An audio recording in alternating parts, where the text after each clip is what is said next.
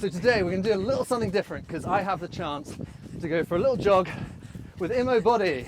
Hello! So Imo is an ultra runner, lady, girl. I say lady because you are still quite young. We'll get into that in a second. Woman as well, who is taking on a phenomenal challenge later this year. Actually, I say later this year. 3 weeks' time. 3 weeks' time. 3 weeks' time. 15th of May. What are you doing, Imo?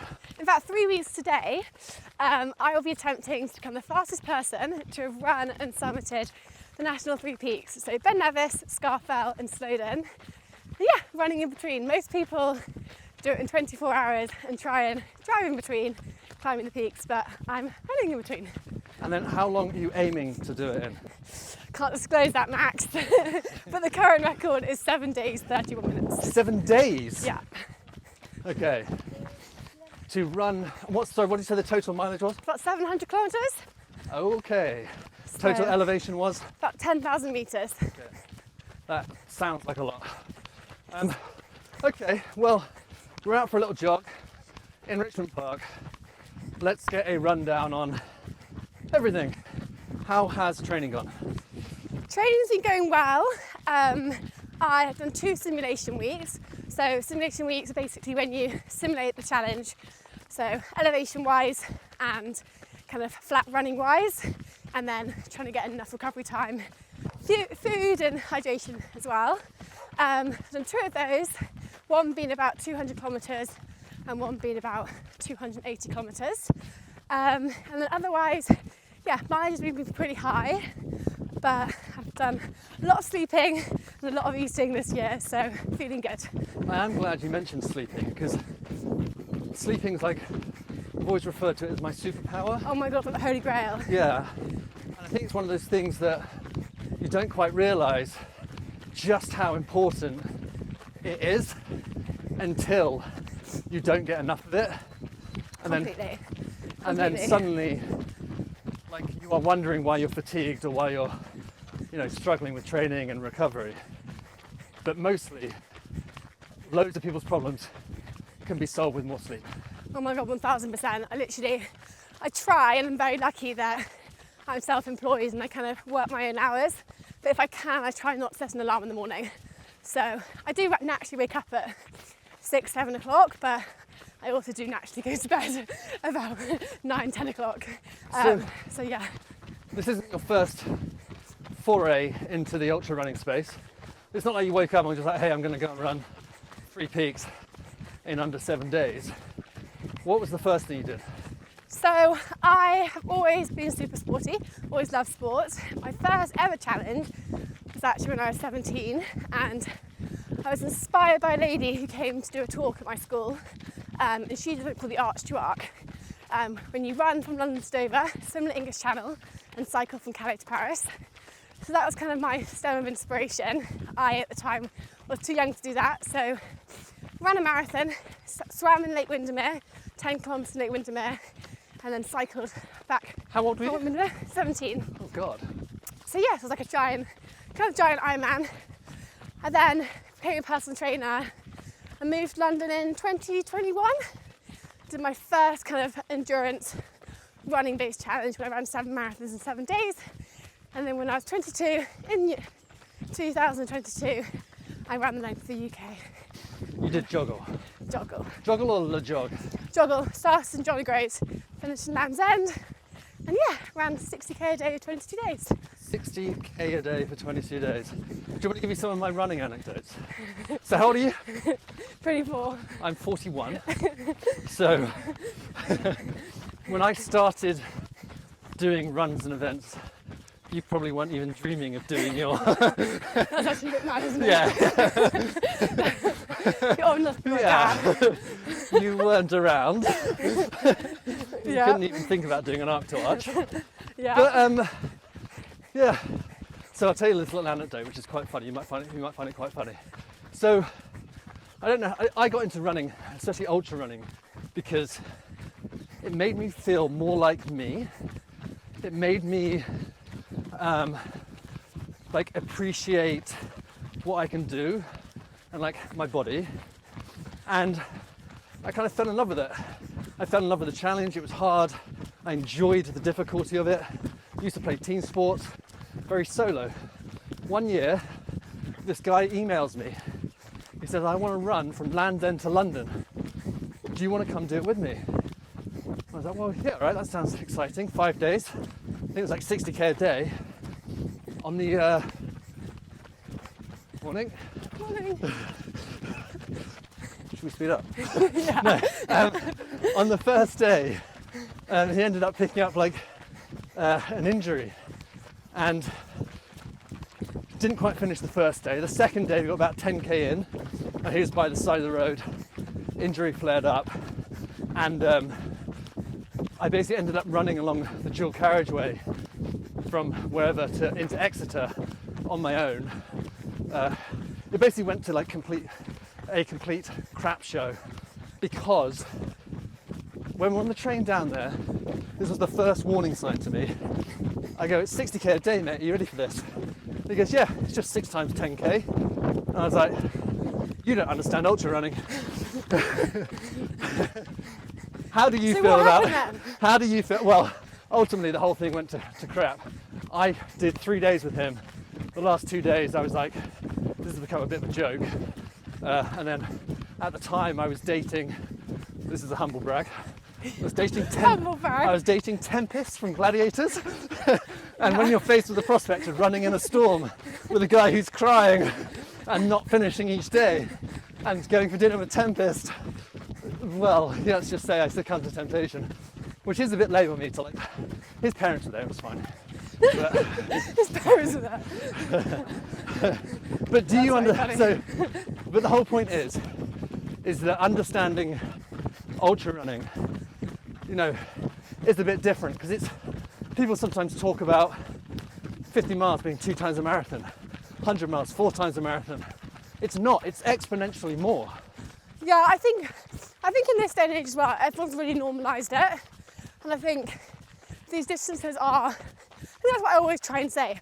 My sister's a marathon ultra runner.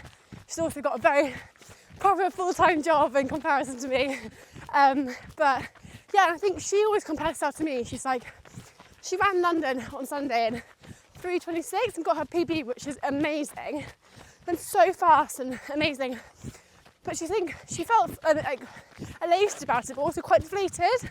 I think she compares herself to me, who was then running 2 days later and training for 3 peaks. But I think all these distances are amazing. That's not really answered your question, but I think in all, I think it's important not to normalise it, because these distances are massive. Well, also, I mean this pleasantly, a distance on a piece of paper is just a number. Yeah. So someone can say, you know, 1,000 kilometres in 3 weeks, whatever their number is. That on paper is just a number until you get out there and do it. And then suddenly you realise. For sure, exactly. I think people do fly. I think people do fly these numbers around now, and I think it's, yeah, everyone tries to normalise it and think, you know, oh, the amount of people or the amount of messages that I get now being like, I'm going to run the length of the UK, Yeah. X, Y, and Z, and I'm like, there's so much to consider other than just thinking, I'm going to run the length of the UK. And also, it is brutal. Like, to date, that was the hardest challenge I've ever done. Like, it was rank. But, yeah. So, I think what we're talking about is that mental strength plays a huge role, that mental understanding. Do you feel like at such a young age, is that something that you feel like you're in control of, or do you still get like your demons? Yeah, I'd like to think, I'd say I've got pretty, yeah, I'd say my mental strength is pretty strong. People talk about it though, but I honestly, I don't overthink it when it comes to people saying to me, what do you listen to in your runs, or what do you do on the dark days? I'm like, I just get it done, which isn't a very helpful answer and not the very common answer, but I don't overthink it, I just do it. So, similar to if I'm struggling, I just get on with it. Yeah, no, I think having that mentality of like, I'm just going to carry on. And for context, you have your challenge on the 15th of March? 15th May. May, sorry. Yeah. We are in May. We're in April, May soon. Jesus, Max. I'm running 100 miles May 4th, so I got 2 weeks. And the only reason I want to do it is to see whether I still have that personality of someone who can continue in the face of like absolute suck. Yeah. Yeah, for sure. Quick pause. Yeah. Should we turn around, speaking of doing long runs, Yeah. as we're only out for a 10k, Perfect. a little out and back, You are the athlete, Imo. You can keeping decide. us in check. You can decide how far we do or do not go. What she's actually done is, there's a hill up there,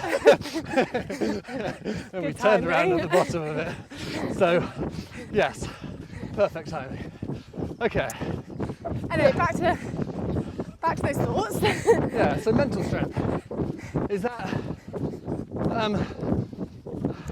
so I've always personally considered myself like quite a strong person mentally. Yay!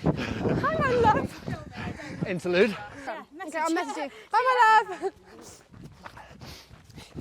So that just brings me on to my next point, is how important is it to have like a support network in place? Like people that you can, Wednesday at 11:30 meet in What are you doing? God, what are we Yeah, doing? also not doing a conventional 9-to-5 job. No, it's But definitely how making my important life. is these support networks? Oh, so important. I think, to be honest, I'm saying that, I think this year I've been very lucky with kind of my coach and friends, but I have done a lot of solo miles. I don't usually, I think because I have been doing so much mileage and everyone has a 9 to 5, everyone is working. And actually I've been doing quite a lot of my long runs on weekdays just because it is my job and I see it's my job at the moment, so do try and give myself some more downtime on the weekends. But yes, so important. Okay, a little bit of kit chat. What shoes are you going to be using? Because it's like half trail, because obviously you get running between is mostly road. Yes. Or- So it's about 650 kilometres of road and the rest of it's, well, the only other bit's trail. Yeah. The West Highland Way is obviously trail, and then obviously the peaks are trail. I've run parts of the West Highland Way. Oh, It's horrible. It's also so undulating. Yeah, and it's like really horrible footing. Yeah. You get it on a bad day. Yeah. And also for some reason, well, not for some reason, we're in England, Scotland, and it's been raining so much. But the West Highland Way 2 weeks ago was so wet. Yeah. Then Okay, so what shoes? Come on, give me the rundown. what shoes? Well, actually slightly TBC, but I am sponsored by Solomon, so everything's Solomon. Ironically, this is actually not Solomon, but I worked this on. So everything's Solomon. The S-Lab Phantasm 2s are the road shoes I'm going to be going for, which actually Solomon aren't historically, obviously, a road running based brand, but it's a really epic road shoe. So I'm going to ride that, have a few sizes in toe for my feet expanded as well. And then yeah, high vis, which isn't very sexy, for all that road running. And yeah, we're kind of TBC tools and kit. Okay, well I'm going to run this past you because my 100 miler has 800 meters and 100 miles of burn. Yeah, Like nothing, right? yeah, A lot of it is road based. Other parts are like what we're running on now. I am thinking of running in short shorts, obviously. the Hoka Cielo X1s, they're carbon road 10k marathon shoe, Yeah. and a crop top. Are you serious? Yeah, I'm gonna crop a tee. So Why a I'm like, crop top? A, because fashion is everything, you know. Yeah. I don't have to wear high vis. Yeah. No, just like little. What capacity of crop top are we talking? So I'm a big fan of Tommy Ribs, and Tommy Ribs is a guy who, hugely accomplished athlete, who pioneered the running crop top, like the running, guy with a beard. He's won the Trans Rockies. He's just an absolute kind of badass. And normally I wear a necklace that is to commemorate, to raise funds, because he, unfortunately, 3 years ago, got diagnosed with effectively lung cancer, and something that he managed to recover from, but will never be able to run how he used to. Yeah. So his spirit, his personality, his depth of, you know, you read his Instagram posts, the guy's got a PhD, and he just like loves it. So, a little homage to him with the crop top. Okay. But it is like a bit of that US ultra running vibe style. Okay. What about weather dependent? Sounds like What about? poo-pooing the crop top. I'm like, what if it rains? There's a t-shirt. No, I'm just going to crop slightly. Fine. You've got a nice, good waterproof. Yes, I will have all the necessary mandatory kit. So As soon as you mentioned crop top, I'm like, You don't like it, huh? Maybe you'll change. Maybe you'll change your opinion when you see it on race day, if you come down to tell you what, Richmond. you've got to perform if you're going to wear something like that. Well, That's all I that can is it, yeah, say. right? Do you reckon I should just whack on a high vis and just sit in the back? I'm going to sit in the back. Oh dear. Oh So after God. after you do this, you said to me earlier, you quite fancy doing a bit of racing. Yep. So talk me through it. Ultra racing, 10k racing, park runs. What are we thinking? What's in your head? Ultra racing. I think I'm only 24. I think we've said that, haven't we? So I'm still quite young as such in the ultra space. Same. No dig. So yeah, I'd like to see where I can go with it. I think kind of next 3 years, give myself best chance, train hard, hopefully put myself in locations and training spots Any around dream the world. any dream events? Kind of deciding on. Two Oceans, Western States, That's the Leadville. thing. It's kind of like- what capacity of trail or road or. Fine. I think living in London, I'm obviously naturally more of a road runner. So in that case, Two Oceans, Comrades obviously would be slightly more that line as such. But then I love trail. So I think I'd like to do Two Oceans next year. I'd also like to do some more trail running, but as I said, I need to be in the right location for it. So we'll see. But I think after training for 3 peaks and building up a good base, I've fallen in love with the sport all over again, and which is why I've got a bigger drive than ever to see where I can go. Do you still love it? Yeah. Okay. Yeah, and actually, I think when I was training for Joggle 2 years ago, there were moments when I was like, oh, I'm sick of training. Why am I doing this?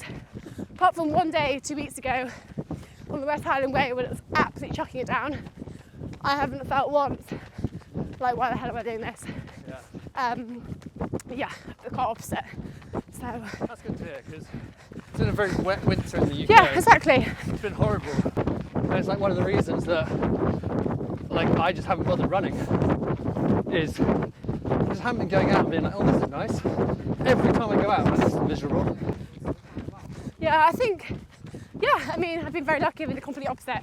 Don't get me wrong, I haven't always been like this, and it's not always easy, but it's definitely been a very good year. Touch wood. Well, haven't got touch wood, it has been a very good year with regards to the outcome in 3 weeks' time. Yeah, and the body feels good. Body feels good. Yeah. Feasting my body weight in Lola's cupcakes. Big up Lola's cupcakes. How do you feel? Do you have a chef? For the thing. Mum. Yeah. Mum's the chef. Good. Mum's the chef, Dad's the driver. We've got a physio, we've got a photographer, videographer. Yeah, big crew. Nice. But big up Mum. She's a good chef. Okay. And how much do you enjoy social media and the pressure of social media when it comes to these things? To be honest, I wish social media wasn't there. Like, I wish we could just run and not need these sponsors. Everyone was even. Yeah, I wish we could do that, but unfortunately we can't. So, I don't know, I don't really overthink it too much. I don't spend that much time scrolling. I have a small presence on Instagram, which is my platform for hopefully inspiring people and working with some cool brands and whatever, which I feel really lucky to be doing, but I don't really think it. I don't think that much. Just get it done. Yeah. So, but yeah, I do wish we could just all be equal, and I wish Instagram wasn't there, and I wish we could run for the love of it. And I do wonder who would actually would run if Instagram wasn't there. Yeah. And would you still be running, and if you couldn't post a selfie and say that you've done it? Yeah. So. Yeah, but you know, there is two sides to it, because it does encourage more people to do it, and there are some great like personalities that help grow the enthusiasm around the sport, which is obviously a good thing. For sure. And actually, I'm passionate about that, and I hope that I can inspire. And I hope you are one of those. I do influence people. Inspiring, but you get to combine that with performing. It's hard to perform and to be willing to get your phone out and do it. Yeah, exactly. Take that. Exactly. Right, so there we go, guys. My chat with Imo was. Am I out of breath? I think I'm out of breath. Little rundown. I'll drop Imo's socials below, but nice little way to catch up, give you some details on her 3 Peaks Challenge, which starts May the 15th. Thanks for having me, Max.